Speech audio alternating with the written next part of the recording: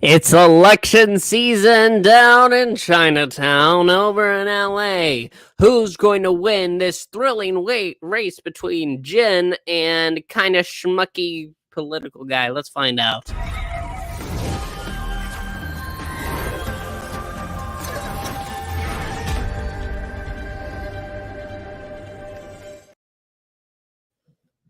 Kung Fu is back. Hello, my name's Puppetine. I'm from the Geeky Puppet Show here on the Geeky Puppet Show today. For what? For Kung Fu. It's season 3, episode 11. The full recap and review. So let's go ahead, take a breath, take some time to remember what's the shocking revelation from the last episode. It seems that Pei Ling, who was possessed by Xiao, now looks like Xiao. Her whole body changed. And this episode pretty much starts with them learning that from some footage over in China. They're able to go ahead and suss out that, holy crap, it's Xiao, and she's near the temple. It's danger, Will Robinson, what it looks like to Mia. However, it's kind of like a side plot. The main plot is kind of like a side plot for this episode. Is that a bad thing? I don't know. I'm not quite sure. We'll have to discuss it. I'm really more interested in talking about the other things going on, like Jin, who in this episode is kind of like, I'm not sure I'm going to win this because polls aren't looking favorable. There's only been one poll, which you need like a whole bunch more to go ahead and figure out exactly how, what you're going to look like when it comes to election time. But it's whatever. It's whatever. Moving on. The problem is Jin doesn't have any faith that he's going to win. He thinks that they're going to go ahead and choose his opponent, which is, I'm trying to remember his name. I really am. I'm really hard trying to remember. I'm pulling up the Scepter right now, so that way I can have his name. It's Schmucky. Anthony Chan. Anthony. Yes, it looks like Anthony is going to win. And so Jin says, hey, listen, I want you to get ahead of this. I want you to go ahead and figure out something, some sort of apology, because you're going to win. But you need to face up to what you did in being involved in Delta. It's also worth talking about Delta, that Nicky spends this episode free because of what they were able to find out last time. She's no longer under house arrest. I don't think she'd be able to leave the country like she does, though. But whatever. Anthony then goes ahead and schmucky. He is schmucky.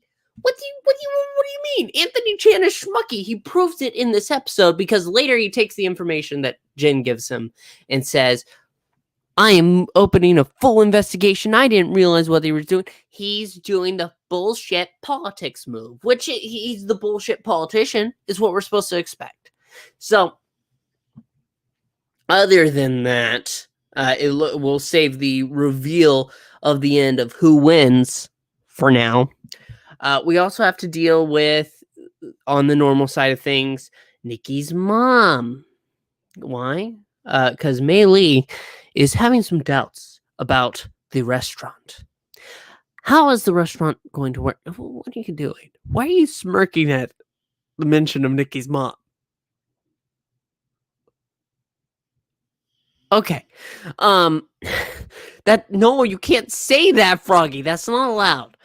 Mei-Li goes ahead, talks with Christine, who basically is the corporate advisor, and says that all these, look, you're trying to fill my restaurant with these tourists, try to go ahead and figure it out, to go ahead and fill it for reviews and bullshit like this.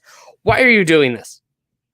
And they have a talk about 65% through the episode. And Christine says, listen, I don't want this. It's not me. I know it feels like it's me. It feels like it's been me for the past 4 weeks of my storyline.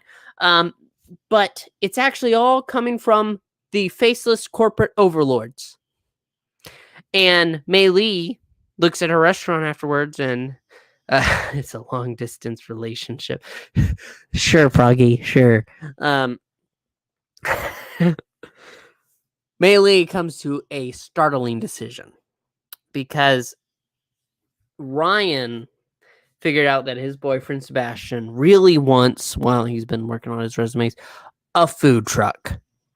And Mei-Li decides that she's going to sell all of her stake in Harmony Dumplings to join Sebastian in this broken down food truck that Ryan bought for Sebastian because she wants a challenge.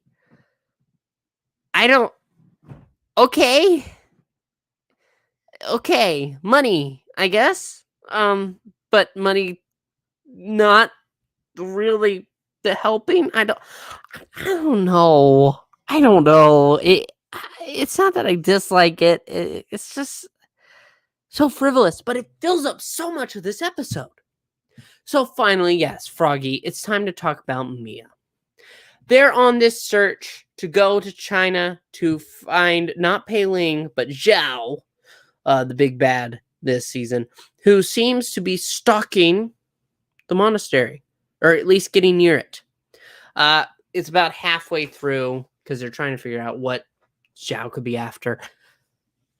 It seems that she's after something about the bloodlines, to clear the bloodlines. It's actually because of Nicky having to go talk to Bo. I know you don't like Bo, Froggy. Bo is a schmo. But we have to talk about him because Bo does make an appearance in this episode for about 2 minutes. It's really not important. He says something about, she really wanted to clear the bloodlines, and how this is all going to work out because Henry also did a little, I'm going to use my compass force to sense Zhao, and Xiao kind of sees him through it. That makes Nicky and Xiaolan. It's a little bit. It's been a minute. Okay, for them to decide, you know what? It's time to go to China. They're going to go to China, and they're going to go to the monastery to go protect Mia. Try to pull her out. Try to do something to help. But they go there. They see how happy she is, and they realize, wait a minute, the 3 of us can fight her. Why not? I mean, it's just this evil witch who's kind of scared of her anyway. No, Froggy, this is not happening. Your dreams are not reality. But because they see Mia like this, they decide, okay, we're going to take the fight to Xiao. Xiao does try to get into the monastery. And they realize that maybe she's been there for a while all along, just kind of lurking in the shadows. And she tries to she talks to a student. Oh, where are the runes? And then she is attacked by all 3 to pretty much reveal that it's all for naught. I'm shaming you, Froggy. I'm shaming you. I would shame Zach too. I shame all that you're simping. It's this pointless fight, really, because Xiao says that she wasn't after Mia at all. Her plans are far greater than anyone could really know. And it's kind of just, okay, but give me a hint. Let me theorize. I really have nothing to theorize other than the fact that she has this scepter and she's using the flowers, the magic flowers with the Bengay energy, something like that, that they can go ahead and use. So it just makes me think, all right, you have this at your disposal. You have all these elements, and yet none of these are tying together because Xiao says they're all pointless. everything that they've thought thus far is pointless. All right. Oh God, the water, Froggy, please.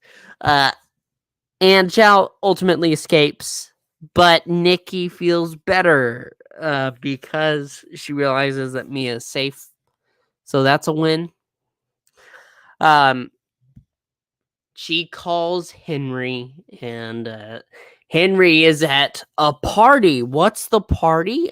It's becoming a party because they were watching the polls, and it turns out that Jen wins. Vote for Jen. You're sure to win. He is winning his election against schmucky Anthony Chan, and that's pretty much the only positive note to this episode, because right after it reveals that Mia got while in the fight trying to protect Nicky, because there was a moment in which Xiao was going to get her. She's marked and they don't know what the symbol is, but there's also the fact that Henry, after Xiao has disappeared, Xiaolin, that's not how Xiaolin is spelled, Froggy, but I don't know about that anymore because it seems like Nicky and Henry are going to patch things up if Henry survives. What? Yes, Henry is kidnapped after that phone call with Nicky. We should talk when you get back. Yeah, I think we should. Kidnapped by Xiao, because Xiao says, I realized, Henry, that you have something that I need. And woo, mystic smoke. And they puff away. And next week, it looks like Henry spends most of that episode strapped up to a chair. Yes. Okay. It's a fine episode. I don't think it's a bad episode. It's just a lot of it does feel... Thank you, Eric Brain. Break up the frog dominance. I'm not pulling that up. Most of this episode feels honestly just like one pointless effort after another, because there's nothing they can do yet. They aren't finding anything. In fact, all they're doing is hurting themselves. There's 2 more episodes remaining? 12 and 13? I don't see how this is going to end. It's not like with last season with the Tans, because they had a very cool way of trying to wrap it up. But here it's just kind of a mess. But it's not bad. Listen, I just reviewed The Flash. That's god awful. But this is decent. I wish I could say it was a little more certain. I sat here. I watched it all. The only thing was the 15 minutes I took to talk about The Flash, to rant about The Flash in between seeing it. And I just wish I had something more definitive to say, oh, this is really good. I think a lot of the characters are figured out, which I should mention Althea, because I haven't mentioned her all episode. What does she have as her subplot? The NSA wants her. She spends half the episode being kind of crazy, like, I'm being followed. She was being followed. There is a camera in her office space, and it's all actually an officer for the NSA who is offering her a job, and they'll go ahead and remove her internet ban and blah blah blah.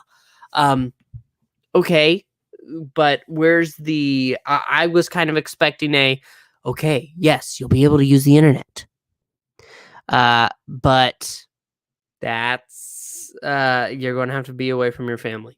The Winchesters, I should go ahead and mention, is going to be reviewed Friday when Froggy is back. You son of a bitch. You're not getting out of that. I can only do 2 out of 3 because I have bad batch in a few minutes. But no, for this episode, there's a lot of elements going on. I just feel like it's a lot of life changes, and the main plot is kind of in the backtrack until Henry is stolen. Bo is used for information that really is kind of pointless, because once they saw that she was on camera over in China, they could have just gone to China, but they wanted to go ahead and address Bo being a hoe for Xiao. Wow. Anyway, you have failed this channel. The Arrowverse is dead, and so are you. To me. But that's the end. We want to hear your thoughts. If you're watching Kung Fu, leave a comment down below. What are you thinking of the show? Do you... Bo doesn't know. No, he doesn't. Make sure to like and subscribe. Like I said, leave a comment if you're watching the show. If you're not watching the show, does it sound interesting? You should give it a shot. I really think it is a show that, you might be entertained by. Check out Ko-Fi if you can. Helps out for our readings on Fridays and Sundays. And that's it. Be on the lookout for more reviews, and we'll see you next time. Yes, I did say leave a like. But that's it for now. Thank you so much for watching, and bye-bye!